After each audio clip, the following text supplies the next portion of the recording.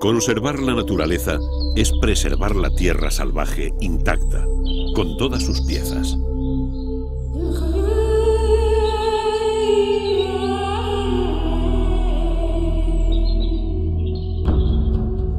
En Kenia, desde hace décadas, se lucha por preservar la naturaleza. Se lucha por establecer grandes territorios para que la fauna salvaje perviva y prolifere. Pero una de las piezas fundamentales de este conjunto ya ha sido alterada y probablemente no pueda recuperarse.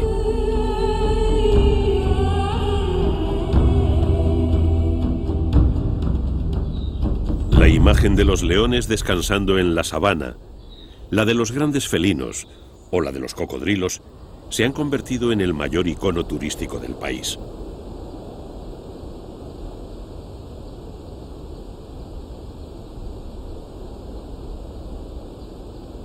Es posible que nunca hayamos estado en Kenia, pero todos tenemos una idea aproximada de cómo puede ser. Una inmensa reserva en la que podemos asistir al espectáculo de la vida salvaje, al espectáculo de la naturaleza. Al amanecer, las praderas se llenan de herbívoros y el ciclo de la vida da una vuelta más. Todo parece estar colocado en su sitio. Pero para que la tierra permanezca intacta, han de estar presentes todas las piezas, y la más importante es el hombre, el único ser vivo capaz de modificar su entorno e integrarse en él. Si el hombre cambia drásticamente sus costumbres o su modo de vida, todo el ecosistema en el que habita se pone en peligro.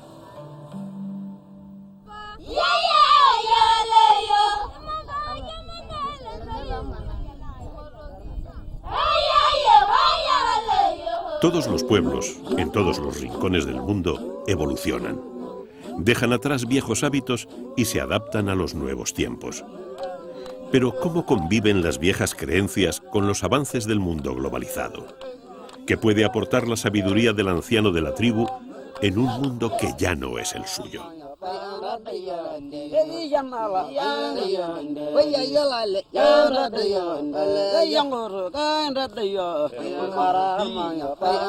En este viaje de Torre de Babel, nos vamos a trasladar a Kenia para visitar los parques naturales más famosos del mundo. La tierra de los Masái, los Pokot o los Samburu.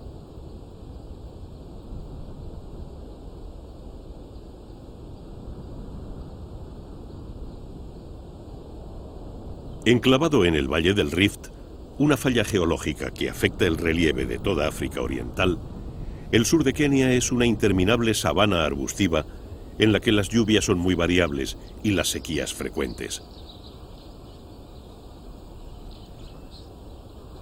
Es un territorio poco propicio para la agricultura, por lo que la mayor parte de las tribus que lo habitan se dedican a la ganadería trashumante. Sin duda, de todos estos pueblos, el más famoso es el Masái.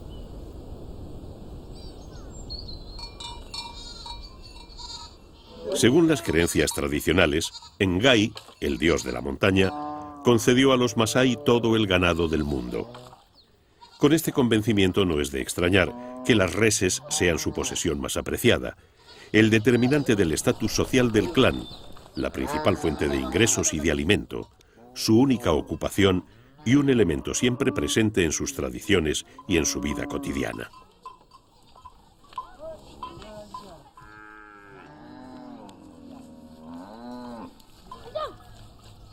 Las viviendas masái se llaman bomas o manyatas. En ellas viven familias formadas por el jefe del clan, con sus hijos y las esposas de todos ellos.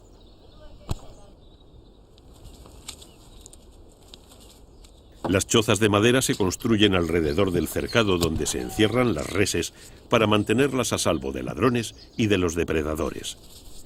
Cuando el corral queda vacío, se retira el estiércol para usarlo como combustible o como aislante para paredes y tejados.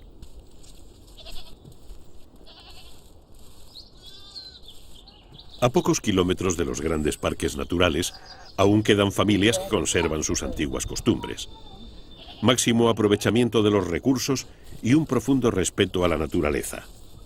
Pero cada vez resulta más difícil vivir como antaño.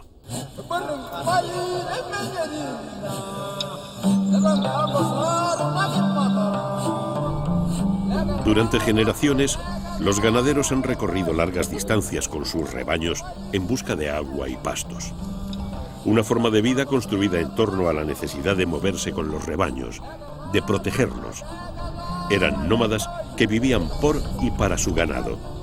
Así ha ocurrido durante siglos, hasta que un buen día aparecieron las fronteras, los límites políticos y las vallas.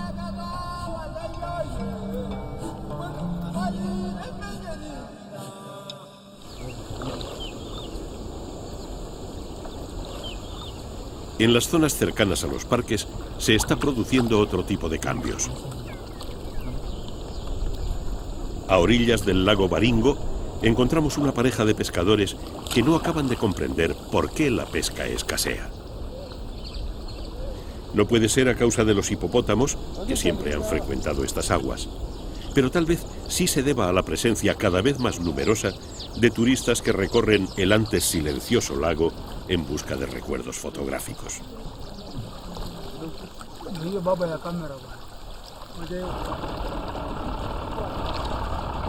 Si estos curiosos turistas supieran que el ataque de un hipopótamo es letal y que estos rechonchos animales matan a más seres humanos que los leones o los leopardos, tal vez actuarían con mayor precaución.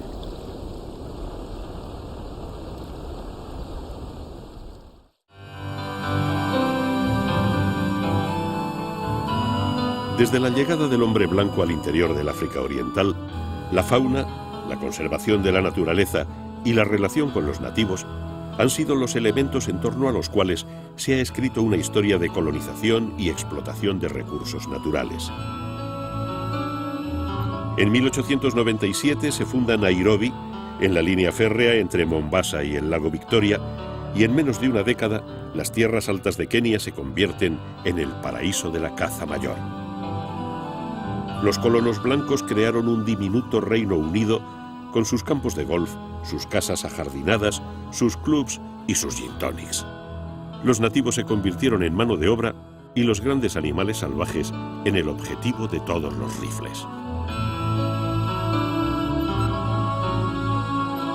Cuando la ciudad no era más que un conjunto de bungalows, más parecido a un campamento militar que a una urbe, tuvo lugar la partida de caza más famosa de todos los tiempos, celebrada para agasajar al presidente americano Theodore Roosevelt. Aquella caravana, formada por más de 265 porteadores, regresó con millares de presas muertas o capturadas. La repercusión en todos los medios de comunicación fue notable y Kenia se convirtió en el destino soñado por los cazadores de todo el mundo. Además, aquella célebre partida de caza sirvió para introducir en todos los idiomas una nueva palabra, safari, que aunque quiere decir viaje a pie, adoptó un significado más cruento. Pero la época dorada de los safaris puso a muchas especies en peligro de extinción y disparó el tráfico ilegal de pieles, de cuernos de rinoceronte o del valioso marfil de los colmillos de los elefantes. Pronto surgieron las primeras voces en contra de la caza. Y fueron precisamente cazadores los que empezaron a comprender que esquilmar las grandes manadas de herbívoros acabaría rápidamente con la fauna y por ende con el negocio. Llegó la prohibición de la caza y con ella el final del modo de vida de las tribus locales. Los cazadores europeos se fueron a Zambia o a Sudáfrica y los nativos fueron despojados de sus viejas lanzas y de una actividad ancestral que no afectaba a la pervivencia de las especies protegidas, pero que era un pilar fundamental de su cultura.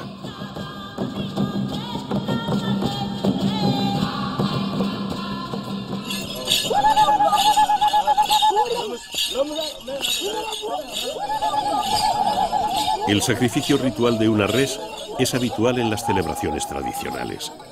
Entre los Pokot tienen lugar sobre todo al final del ciclo de las cosechas, cuando se celebran los matrimonios. Las reses se decoran con dibujos propios de cada clan. Cada una tiene una personalidad y una capacidad especial que servirá para obtener el favor de los espíritus. A la hora de la muerte, los animales son ensalzados con cánticos y honras fúnebres. Cuando se sacrifica un animal, se entrega un ser insustituible. En su despedida se mezcla el dolor de la pérdida con el orgullo del que entrega la vida por la comunidad.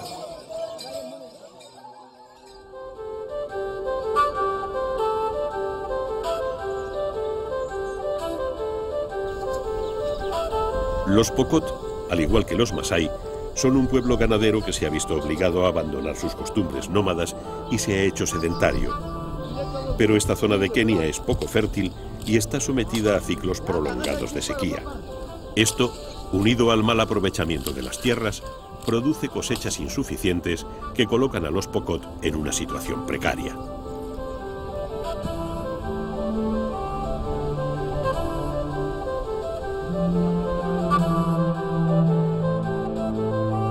Con el tiempo, las aldeas también se han transformado.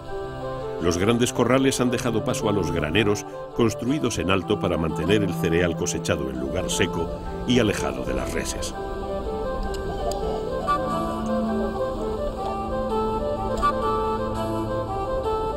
Las familias Pokot no pueden sobrevivir a una mala cosecha. Y cada vez son más los que emprenden camino hacia los suburbios de Nairobi en busca de mejor suerte. Las chozas abandonadas son los únicos restos que quedan de su presencia.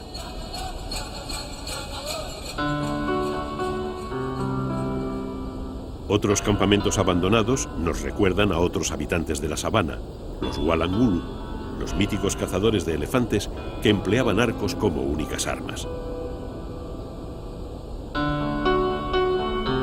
Con la prohibición de la caza, la actividad de los Walangulu cesó y con ello se eliminó la figura del cazador tradicional que contribuía de manera decisiva a mantener el equilibrio del ecosistema.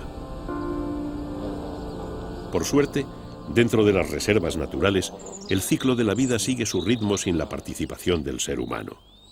Un cadáver en descomposición abona un campo en el que crece la hierba con la que se alimentan las presas de los grandes felinos para que todo comience otra vez. Las manadas de herbívoros se extienden hasta el horizonte, componiendo hermosas postales que se han convertido en la imagen más típica de África, su reclamo turístico más importante y, por supuesto, la principal fuente de riqueza de países como Kenia y Tanzania. Afortunadamente, las expediciones de cazadores que abatían animales salvajes son ya historia. Llegó un momento en el que las autoridades descubrieron que mantener los animales vivos resultaba mucho más rentable que autorizar la caza indiscriminada. El dinero procedente del turismo hace posible la conservación de la fauna en parques como Amboseli, Masai Mara, Tsavo, Ngorongoro o Serengeti. Son un ejemplo de desarrollo sostenible que poco a poco va extendiéndose por toda África. Vida salvaje en estado salvaje. La naturaleza preservada para que gente procedente de todos los rincones del mundo venga a descubrir la incomparable experiencia de un safari por África. En las zonas más visitadas, los animales se han acostumbrado a la presencia del hombre. Pero aunque los visitantes vengan a pasar unas vacaciones inolvidables, no puede bajarse la guardia. El peligro sigue existiendo. En cualquier matorral puede esconderse un poderoso felino. Todos los años hay accidentes por exceso de confianza.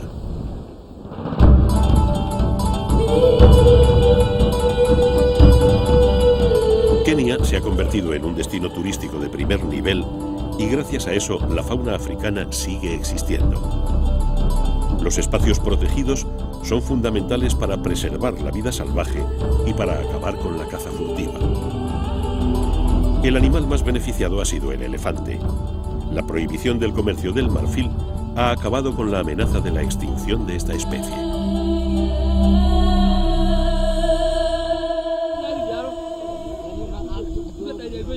A pesar de las importantes medidas de seguridad y de las severas penas que se imponen, aún hay gente dispuesta a pagar grandes cantidades de dinero por el marfil de un colmillo. Por eso, en el momento en que se localiza un animal muerto, las autoridades se ponen en marcha.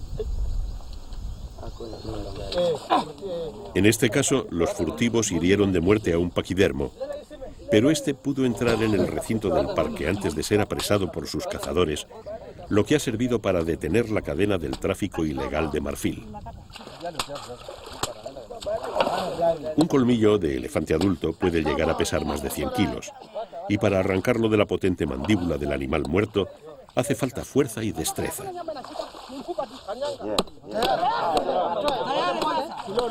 Por suerte, los guardas son expertos, aunque muchos de ellos estaban hace poco tiempo al otro lado de la ley.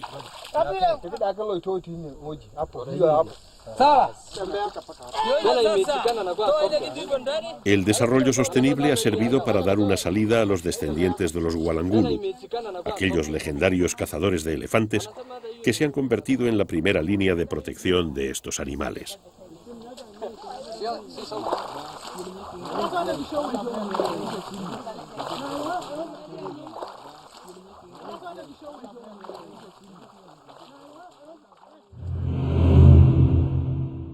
La historia del comercio del marfil es tan antigua como la de la colonización de África. Este monumento, erigido en el Parque Nacional Nairobi, conmemora la quema de 12 toneladas de colmillos de elefante. Con aquel acto, el gobierno de Kenia se puso al frente de la lucha contra el comercio del marfil, que fue prohibido por la comunidad internacional en 1989.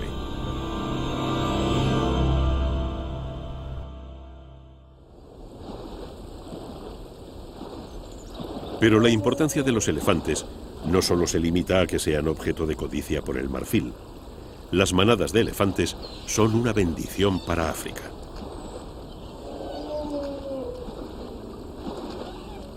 Un animal macho de esta especie puede llegar a pesar 7 toneladas, y eso le obliga a comer hasta 300 kilogramos de pasto cada día. Haciendo un rápido cálculo, podría decirse que al cabo de un año, los elefantes de los parques naturales de Kenia se comen el país entero. Pero la naturaleza es sabia. La digestión de los elefantes es muy poco eficaz, de forma que los excrementos están repletos de semillas que sobreviven al viaje a través del interior de los paquidermos y quedan depositadas en tierra, envueltas en una nutritiva bolsa de abono.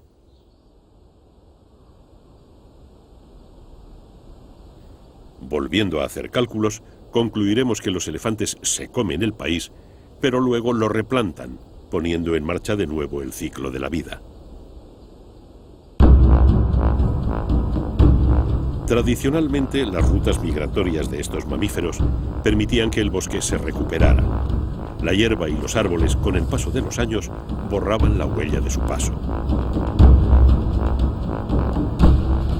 Pero llegaron las fronteras, los parques nacionales y la prohibición de la caza. Con ello creció el número y el tamaño de las manadas de elefantes y las necesidades de terrenos de pasto aumentaron. Naturalmente, las tierras cultivadas de los modestos agricultores keniatas eran las más perjudicadas por el paso devastador de los elefantes.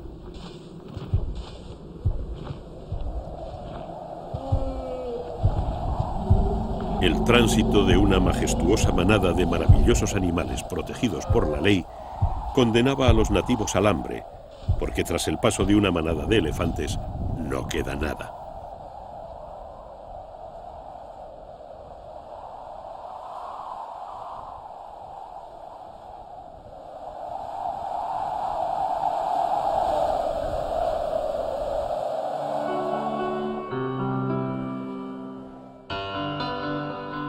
La relación entre el elefante y las tribus nativas de Kenia es el ejemplo más claro de lo que implica la conservación de la naturaleza. El efecto de la desaparición de cualquier elemento provoca una dramática reacción en cadena. Los seres humanos somos siempre la causa y la víctima de todos los cambios, pero por suerte parece que hemos descubierto que somos capaces de enmendar nuestros errores.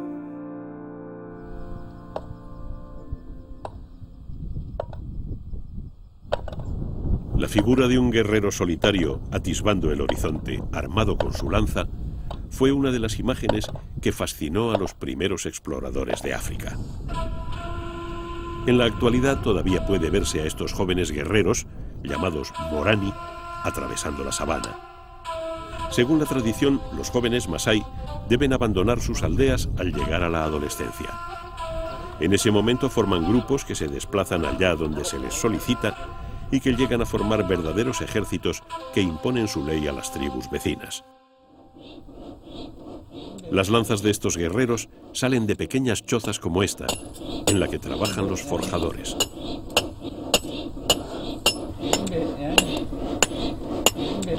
Estos expertos maestros armeros son una figura muy respetada en todas las tribus africanas, puesto que de la eficacia de sus armas dependía en muchas ocasiones la supervivencia de toda la tribu. Los masái llegaron a estas tierras hacia el siglo XV y gracias a la superioridad de sus armas sometieron a las tribus bantúes de la región. El país masái se extendió desde el norte de Kenia hasta el sur de Masai Mara, en Tanzania.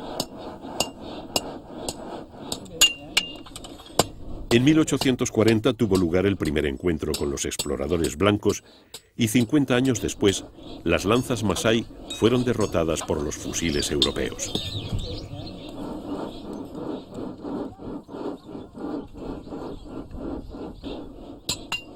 Con la prohibición de la caza, los forjadores se han transformado en fabricantes de aperos de labranza, aunque aún conservan la destreza necesaria para confeccionar las temibles lanzas masái.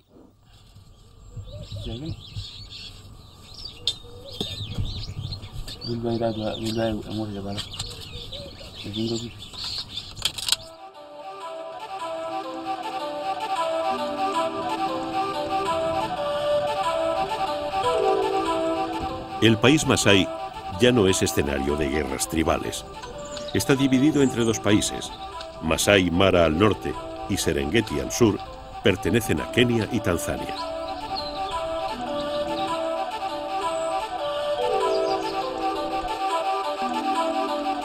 Sin embargo, los Morani siguen siendo los amos de la sabana. Este trozo de África es suyo. Su herencia y su cultura hunden sus raíces en esta tierra, y por eso los guerreros masái están condenados a defenderla.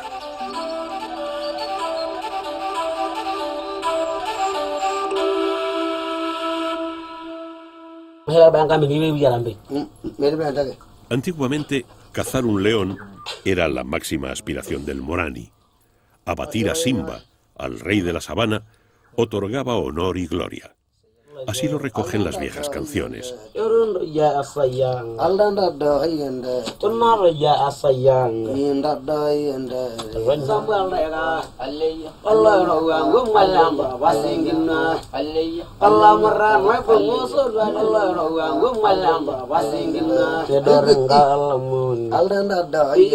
Y así lo cuentan los rumores que recorren la sabana. Todos los años se habla de que en algún remoto paraje un Morani se enfrentó cuerpo a cuerpo con el temido león y le venció.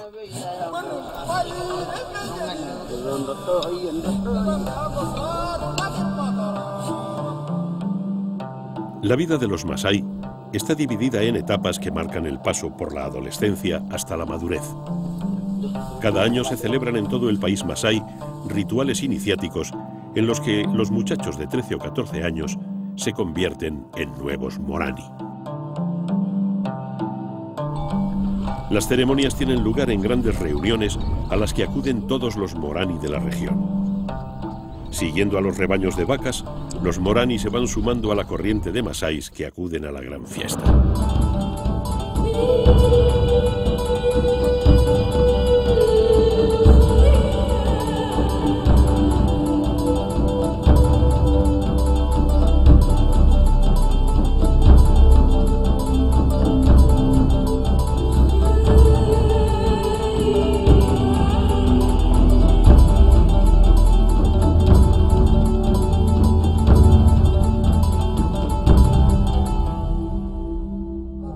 Al igual que los masái, otros pueblos de la región, como el Samburu o el Pokot, conservan algunas de sus antiguas costumbres.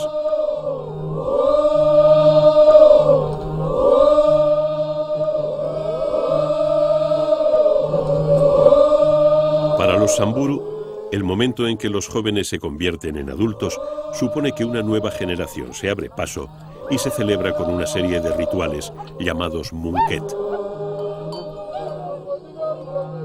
Los grupos de hombres que pertenecen a la misma generación se congregan a las afueras de la Manyata y van pasando ante las mujeres que con unas ramas mojadas en leche le salpican las piernas en señal de bienvenida. Cuando las tribus eran nómadas, las fiestas de Munket eran congregaciones multitudinarias en las que se reunían samburu procedentes de todos los rincones de Kenia y Tanzania. Pero las barreras colocadas hace ya décadas han limitado bastante los grandes desplazamientos. Aún así, el colorido de los vestidos, el ritmo de las danzas y el fervor con el que los más ancianos participan en las celebraciones mantiene viva la esperanza de que los antiguos rituales perduren.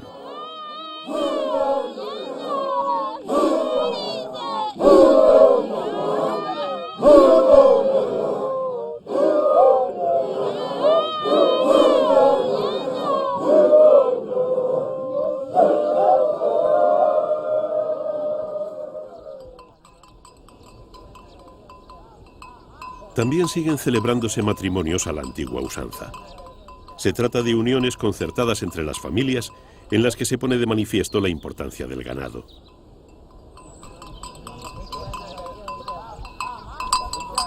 El joven novio y su padrino se acercan a la manllata de la futura esposa para entregar una dote pactada tiempo atrás. Tradicionalmente los matrimonios eran un intercambio económico. En este caso los tiempos han traído nuevas costumbres y aunque todavía no se ha desterrado del todo el matrimonio de conveniencia, cada vez son más los contrayentes que eligen al que será su cónyuge.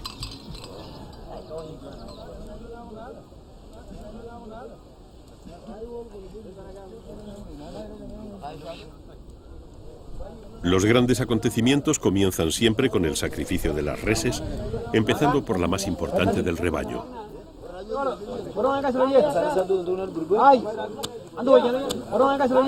Es fácil apreciar costumbres comunes en las celebraciones y en las creencias tradicionales de los Samburu, los Pokot y los Masái.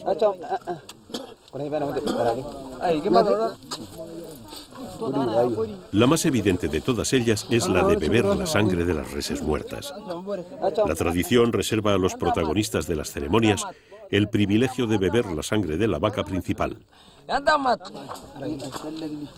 Según las creencias de estas tribus, ingerir la sangre aún caliente directamente del cuello de la res transmite todas las cualidades del animal, su fuerza, su vigor o su nobleza.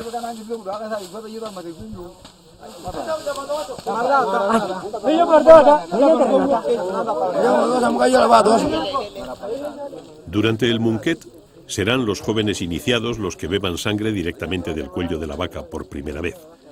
En las bodas, este honor corresponde al novio.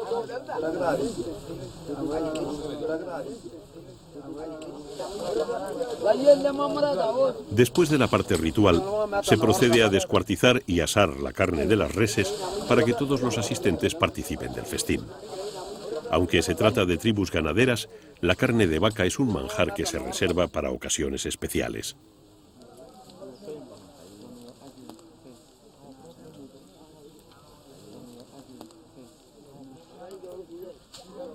La celebración del matrimonio es meramente formal. Frecuentemente la pareja lleva manteniendo relaciones desde hace tiempo y suelen tener hijos. Sin embargo, la ceremonia solo tendrá lugar cuando el esposo haya reunido las reses pactadas para la dote, entre las que no puede faltar un toro, un ternero y una vaca lechera. La novia, por su parte, aporta una serie de elementos mágicos.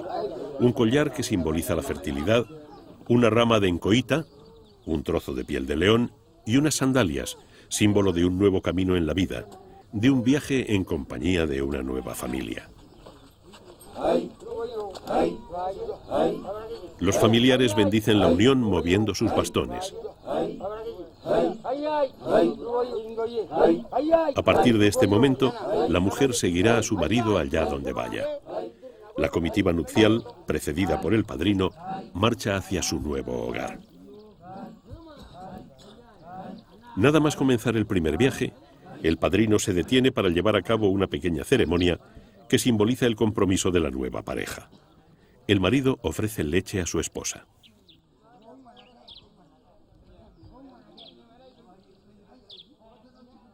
A partir de ahora, él velará por el bienestar de su compañera y ella le seguirá fielmente y procurará concederle una numerosa descendencia.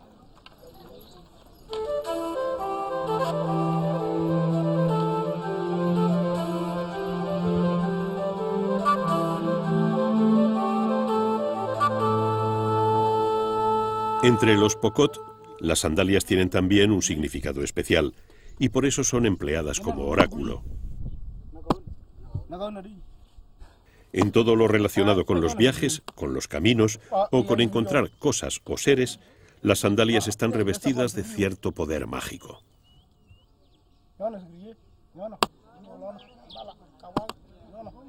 El más allá es algo que influye en todos los aspectos de la vida, hasta en las cosas más mundanas, por lo que los adivinos son personajes muy influyentes. Son los encargados de predecir la llegada de las lluvias, de determinar si los dioses permitirán que las cosechas sean abundantes y de buscar la causa de las enfermedades.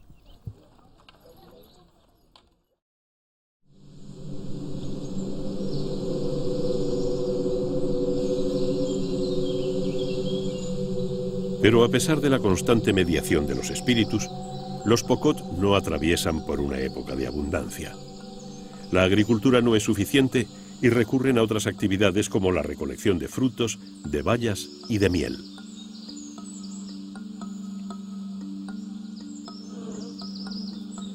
Sin protección alguna, con los pies descalzos y las manos desnudas, los apicultores vacían los panales.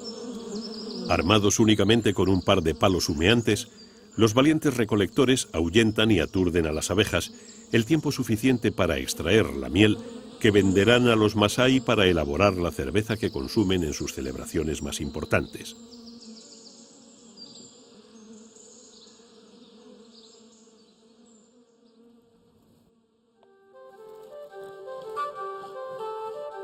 Al igual que las tribus vecinas, la vida de los Pokot se divide en diferentes etapas. Cuando un Pokot alcanza la madurez, adquiere el estatus de miembro de la comunidad.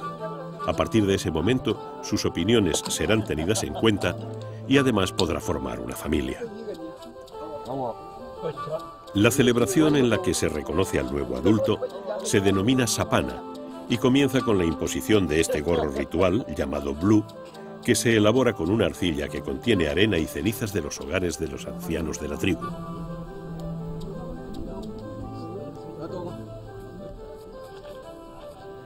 Después de extender el barro con una espátula y antes de que se seque, se añaden diferentes ornamentos propios de cada familia o cada clan. Y cuando el blue adquiere su forma definitiva, se pinta de diferentes colores.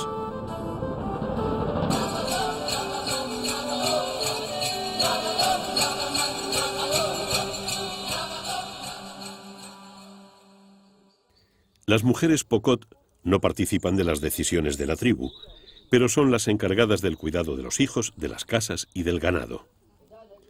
Además, por si esto fuera poco, deben competir en belleza con las vacas, puesto que según una expresión muy empleada entre ellos, las reses son más bellas que las mujeres, y se considera un elogio decirle a una mujer que es tan hermosa como una vaca.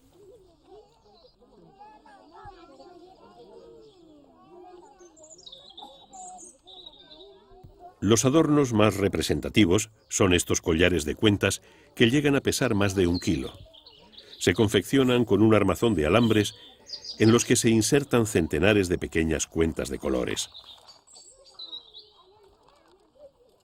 Los collares son siempre nuevos para cada ocasión, pero no así las cuentas, que se heredan de madres a hijas. Constantemente las mujeres deshacen los collares usados, extraen las cuentas y las incorporan a uno nuevo.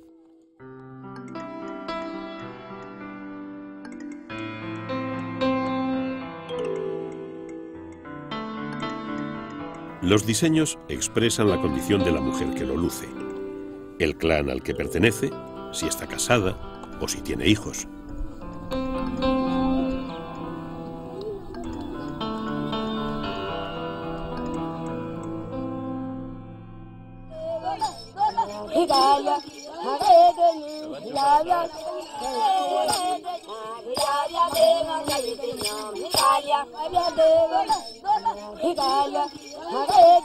Sapana es el camino para alcanzar la ancianidad. Encierra toda la filosofía del pueblo Pokot y supone un largo proceso que empieza en la infancia y acaba después de la muerte.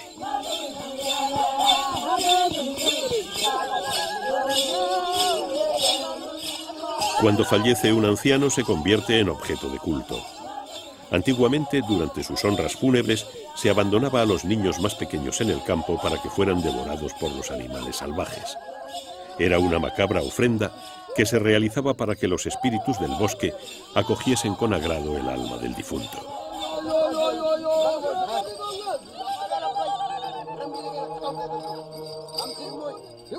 El espíritu del anciano se transforma en un intermediario entre los dioses y los hombres.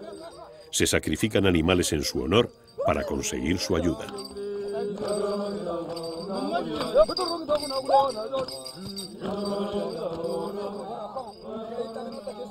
Gracias a la mediación de los espíritus, se puede invocar a la deidad suprema, Tororot, pero se recurre con más frecuencia a otros dioses menores, como el sol o la luna, y a los que moran en la sabana, que siempre son los más cercanos.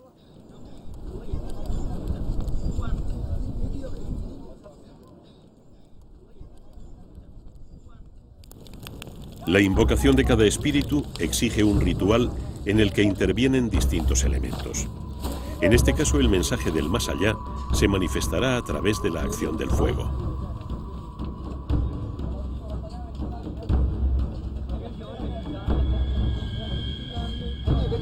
El adivino de la tribu interpreta los designios de los dioses recurriendo a la observación de las vísceras del animal sacrificado y comunica sus augurios al consejo de ancianos.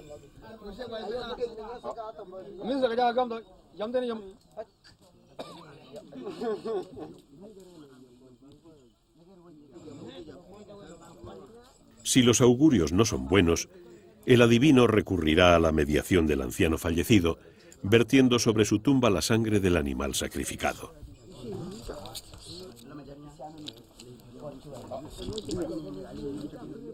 Los ancianos que forman el consejo han pasado las distintas etapas que conducen a Sapana y han obtenido el reconocimiento de toda la tribu. Son considerados sabios y sus decisiones son acatadas con respeto por toda la tribu.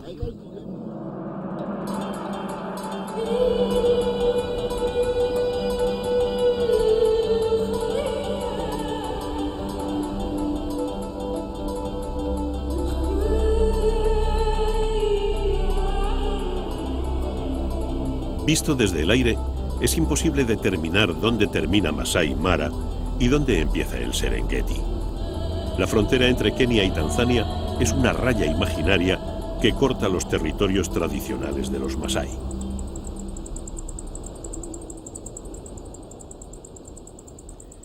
En una de las muchas manyatas enclavadas entre ambos países, vamos a asistir a una celebración tradicional.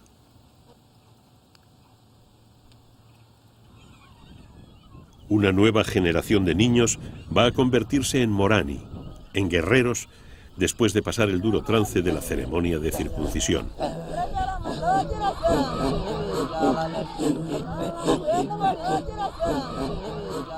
Las celebraciones tradicionales siguen conservando la trascendencia de antaño y congregan a un buen número de jóvenes que desde el momento en que llegan a la aldea alardean de su fuerza y su agilidad para impresionar a las mujeres.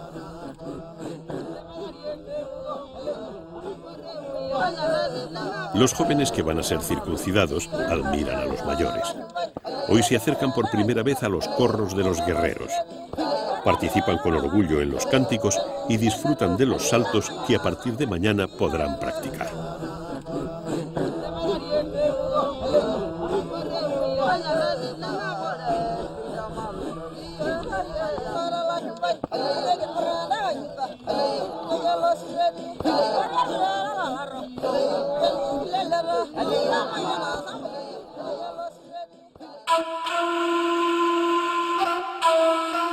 Fuera de la aldea aguardan los alamoratani, una mezcla de sacerdotes y cirujanos que son los encargados de dirigir la ceremonia y practicar las dolorosas circuncisiones a los adolescentes.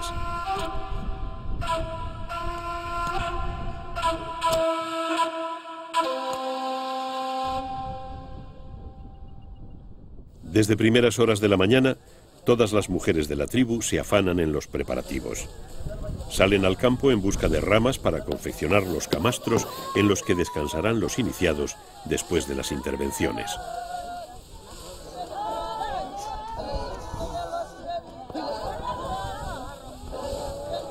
La vida de las mujeres también está marcada por diferentes etapas iniciáticas. La más importante es el abandono de la adolescencia, que significa que ya pueden contraer matrimonio.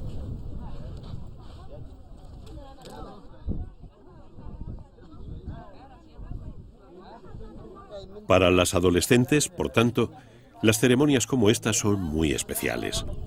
Es momento de concertar futuros enlaces y de que los jóvenes de todas las aldeas de la región tengan oportunidad de conocerse. Las mujeres ultiman los preparativos acondicionando las chozas en las que una nueva generación de Morani se repondrá de sus primeras heridas.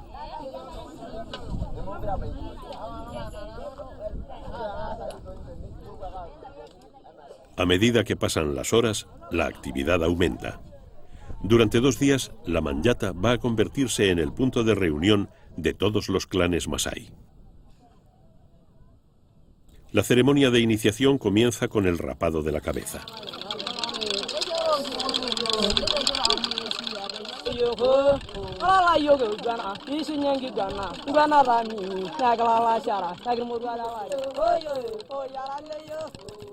Son varios los jóvenes que serán circuncidados el mismo día.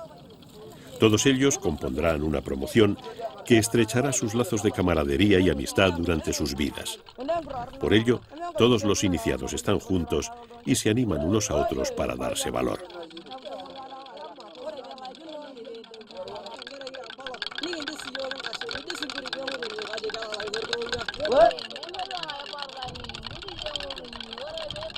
El afeitado de la cabeza es un acto simbólico mediante el que se despoja al niño de todo aquello que forma parte de la infancia y se le prepara para aceptar lo que le depare el futuro.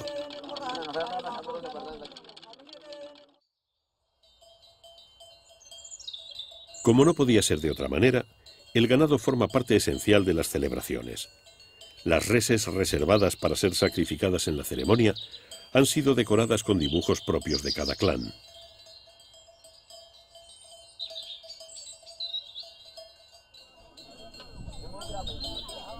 Mientras los adolescentes están siendo rapados, los Morani se encargan de recoger un elemento fundamental en toda ceremonia masái, la sangre de las reses.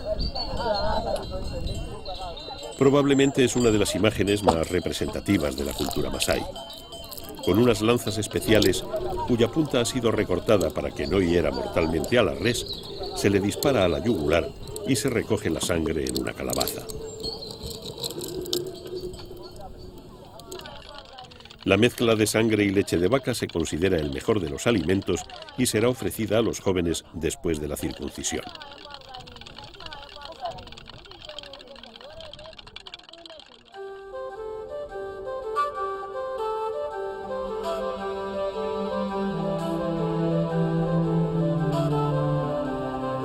A la mañana siguiente, los jóvenes que se van a iniciar esperan la llegada de los Morani mayores para entrar en la aldea.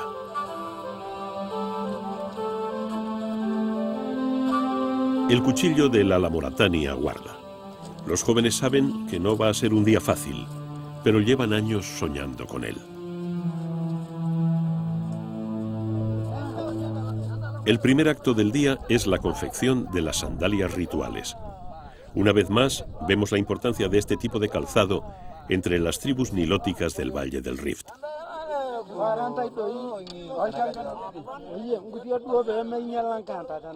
Esta costumbre ancestral se relaciona con el carácter nómada del pueblo masái y con el inminente abandono del hogar del iniciado que vagará por los campos durante una larga temporada.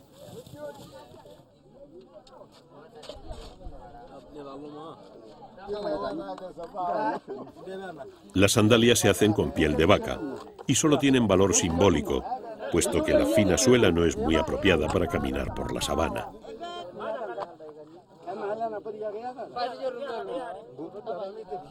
Una vez confeccionadas, los Alamoratani las bendicen escupiendo sobre los pies de los jóvenes.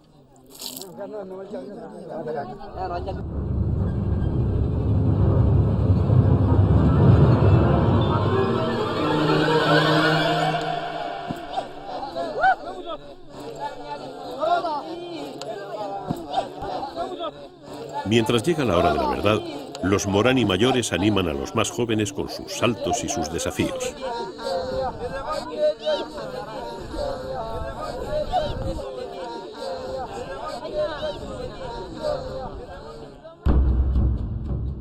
Con una rápida intervención, el Alamoratani pone fin a la infancia de los iniciados. A partir de este momento muere el niño y nace el guerrero. Y lo primero que ha de hacer un guerrero es reponerse de las heridas.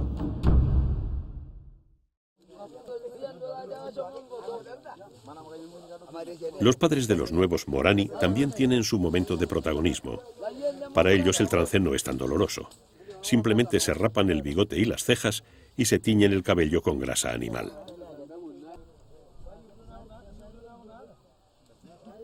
En presencia de los ancianos, se realiza una ceremonia en la que se bendicen una serie de objetos que representan la adquisición de la sabiduría y de la madurez.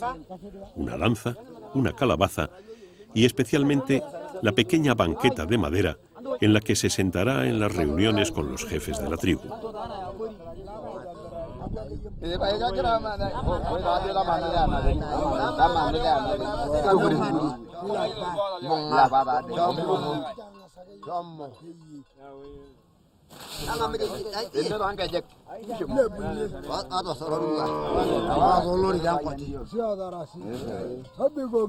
Los festejos comienzan con el sacrificio de las reses que cada clan ha reservado para la ocasión.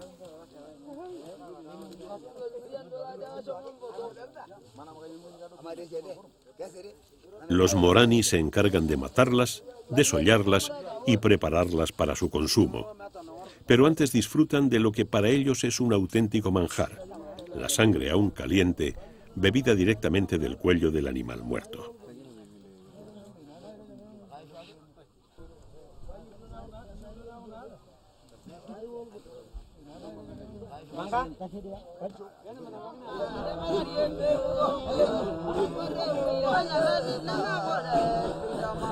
Asistimos una vez más a los alardes, a los desafíos y a los saltos que, desde que los primeros viajeros europeos llegaron al corazón de África, han despertado curiosidad y admiración.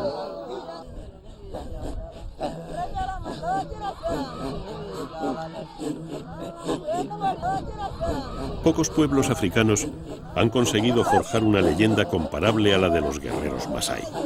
Sus atuendos, sus adornos, sus creencias y su forma de vida son la herencia cultural de un pueblo que, como tantos otros en Kenia y en toda África, se enfrentan a un futuro incierto. La imagen de una sabana vacía y sin vida es una pesadilla. Con el tiempo el hombre ha comprendido la importancia de preservar la naturaleza y ha puesto fin al deterioro de los espacios naturales. Pero para conservar la naturaleza hay que proteger todas sus piezas y conviene no olvidar que la más importante es el hombre. El progreso y la globalización tienden a unificar nuestras costumbres, pero África no será lo mismo sin las ceremonias Samburu, sin la música ritual de los Pokot y sin la presencia de un Morani armado con su lanza en el horizonte.